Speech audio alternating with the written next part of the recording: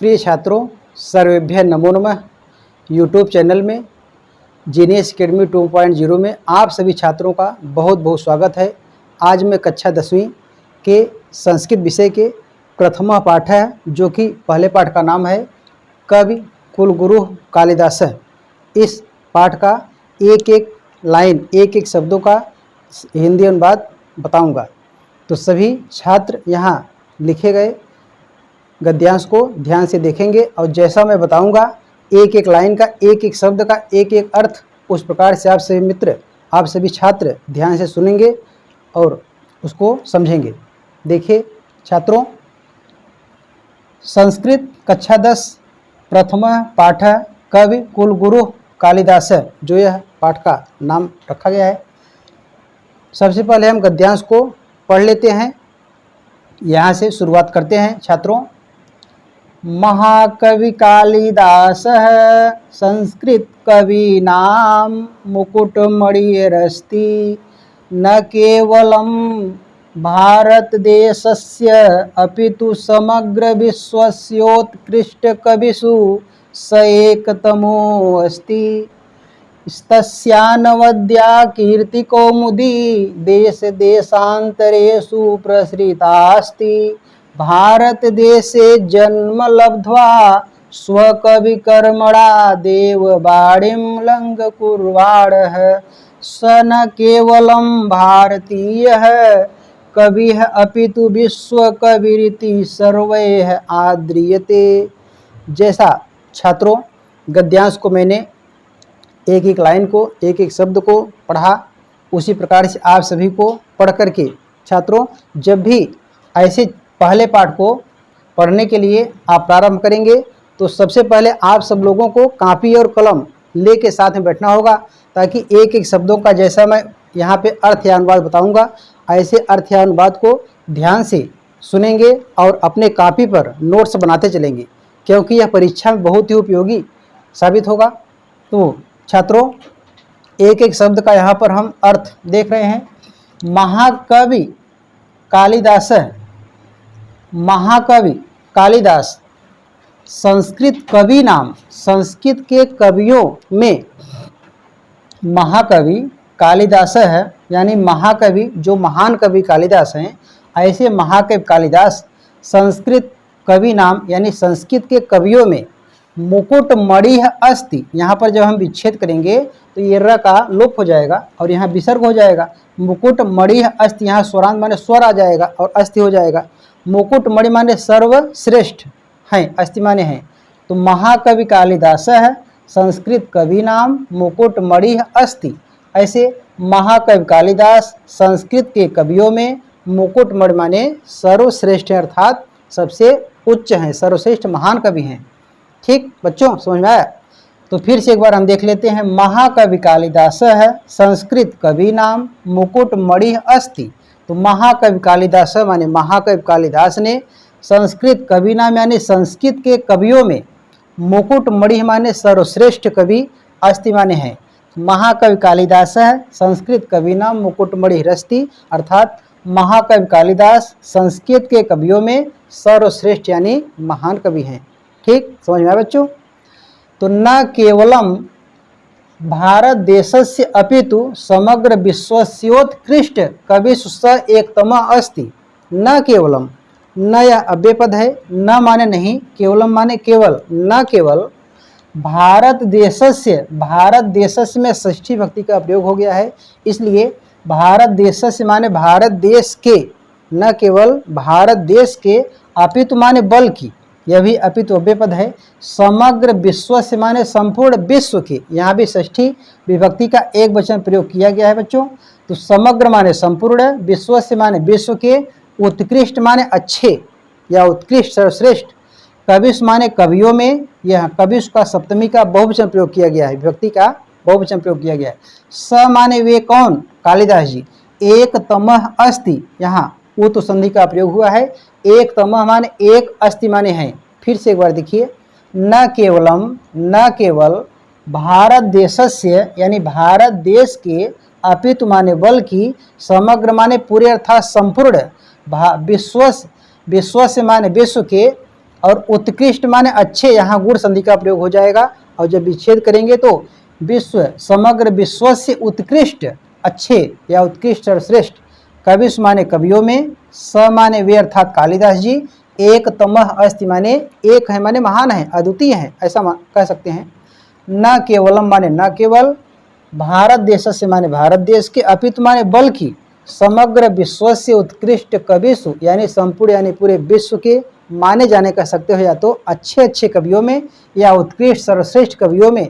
स माने वे कालिदास जी, एक तमास्ति माने एक हैं। फिर से एक बार देखिए पूरे का अर्थ, न केवल भारत देश के बल्कि पूरे विश्व के उत्कृष्ट या माने जाने अच्छे अच्छे कवियों में वे अर्थात कालिदास जी एक हैं या महान हैं। तस्य अनवद्या कीर्ति कौमुदी देश देशांतरेषु प्रसृतास्ति। यहाँ तक तस्य माने उनकी, यह जब तद शब्द का पुल्लिंग शब्द का षष्ठी विभक्ति का एक वचन यहाँ लगा हुआ है, तस्य अनवद्या माने अनिंदनीय, अर्थात जिसकी निंदा न किया जा सके। निंदा न करना माने तो प्रशंसा करना, अर्थात उनकी अनिंदनीय माने प्रशंसनीय कह सकते हो। ऐसी कीर्ति कौमुदी माने प्रसिद्ध रचना, जो दूर दूर तक ऐसी कालिदास की रचनाएं प्रसिद्ध हैं, ऐसी प्रसिद्ध रचनाएं देश देशांतरेश माने एक देशों से दूसरे देशों तक, एक देश से दूसरे देशों में या देशों तक कह सकते हो। प्रसृता अस्ति माने फैली हुई है, अर्थात फिर से देखिए एक बार, तस्य अनवद्या कीर्ति कौमुदी देश देशांतरेषु प्रसृतास्ति। तस्य माने उनकी अर्थात कालिदास जी की, अनवद्या माने अनिंदनीय अर्थात प्रशंसनीय माने प्रशंसा करने योग्य, कीर्ति कौमुदी माने प्रसिद्ध रचनाएं, देश देशांतरेश माने एक देश से दूसरे देशों में, प्रसृता माने फैली हुई, अस्ति माने है, ऐसा। तो तस्य अनवद्या कीर्ति कौमुदी देश देशांतरेषु प्रसृतास्ति, उनकी अनिंदनीय अर्थात प्रशंसनीय प्रसिद्ध रचनाएं एक देश से दूसरे देशों में या देशों तक फैली हुई है। ठीक बच्चों, समझ में आया। अगला लाइन देखते हैं, भारत देशे जन्म लब्ध्वा स्व कवि कर्मणा देववाणीम अलंकुरवाड़ स न केवलम भारतीय कवि है अपितु विश्व कवि इति सर्वे आद्रियते, ऐसा। ठीक, समझ में आया। तो भारत देशे माने भारत देश में, जो भारत देश या अकारांत होने से सप्तमी का एक वचन प्रयोग हो गया है तो लगा है भारत देशे माने भारत देश में, जन्म माने जन्म को, लब्ध्वा माने प्राप्त करके या ले करके, जब भी लभ धातु में अक्तवा प्रत्यय जोड़ेंगे तो लब्ध्वा हो जाएगा। हाँ, लभ धातु जो कि हमेशा आत्मनेपदी में चलता है, लभते लभेते लभंते, लब से लभेते लभध्वे और लभे लभावहे लभामे, इस प्रकार से ललकार प्रथम पुरुष का या तो मध्यम का उत्तम का तीनों रूप में, तीनों पुरुषों में चला है रूप। तो लब्ध्वा माने जन्म प्राप्त करके, भारत देशे माने भारत देश में, ऐसे महान कालिदास जी भारत देश में जन्म यानी जन्म को, लब्ध्वा माने प्राप्त करके या जन्म ले करके, स्व कवि कर्मणा, स्व माने अपने, कवि कर्मणा माने कवि कर्म के द्वारा, कवि का कर्म यानी कवि का कार्य क्या होता है, ऐसे गद्यांश या पद्यांश को लिखना। तो स्व कवि कर्मणा माने अपने कवि कर्म के द्वारा, तृतीय का प्रयोग हुआ है। देववाणी माने देववाणी अर्थात संस्कृत भाषा का, देववाणी जो हमारी संस्कृत भाषा है, ऐसी संस्कृत भाषा का अलंग कुरवाड़ा माने प्रारंभ करते हुए, ऐसे संस्कृत देववाणी भाषा को शुरुआत करते हुए, प्रारंभ करते हुए। स माने वे अर्थात कालिदास जी, न केवलम न केवल, भारतीय कवि माने भारतीय कवि, न केवल भारतीय कवि माने भारतीय कवि, अपितु माने बल्कि, अव्यय पद, अपितु माने बल्कि, विश्व कवि इति, जब भी ऋतु संधि का प्रयोग करेंगे तो यहाँ विश्व कवि विसर्ग हो जाएगा और यहाँ पे इति आ जाएगा।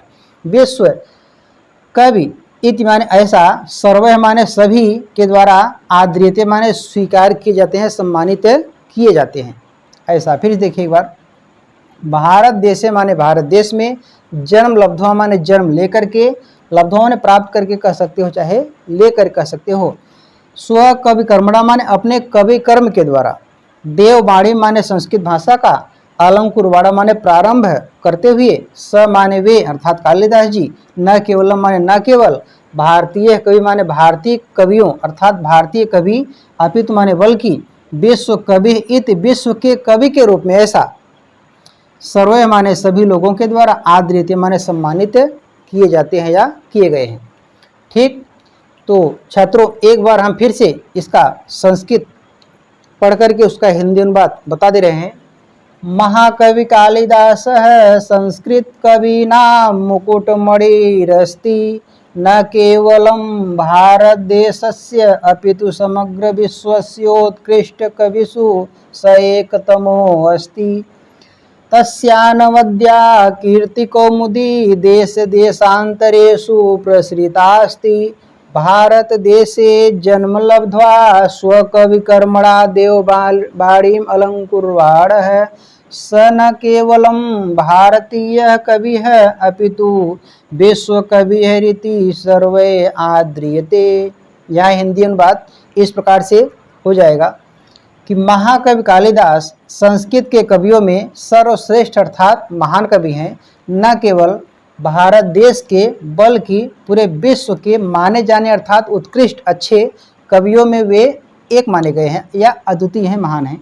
उनकी अनिंदनीय अर्थात प्रशंसनीय प्रसिद्ध रचनाएं एक देश से दूसरे देशों में या दूसरे देशों तक प्रसिद्धता माने फैली हुई है।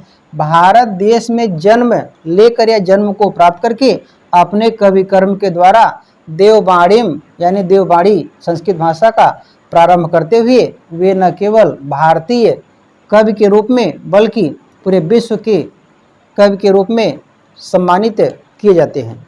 ठीक छात्रों, यदि आप सभी को इसका हिंदी अनुवाद या हिंदी अर्थ लिखना हो तो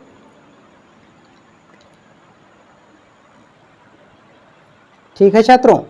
जैसा कि ये तो हमारा आज का डेमो क्लास यानी पहला क्लास था, और ऐसे ही मैं कक्षा 10 के सभी छात्रों को संस्कृत के गद्य हो चाहे पद्य हो चाहे नाटक कौमुदी हो चाहे तो संस्कृत का व्याकरण हो, जो भी आपके सिलेबस में चैप्टर दिए गए हैं सभी में पाठों का या चैप्टरों का एक एक पैरा करके एक एक लाइन करके हर एक दिन नियमित जो है निरंतर कक्षा में आता रहूँगा और आप सबके पास एक एक पैरा करके ऐसे जो है अर्थों को मैं बताता रहूँगा।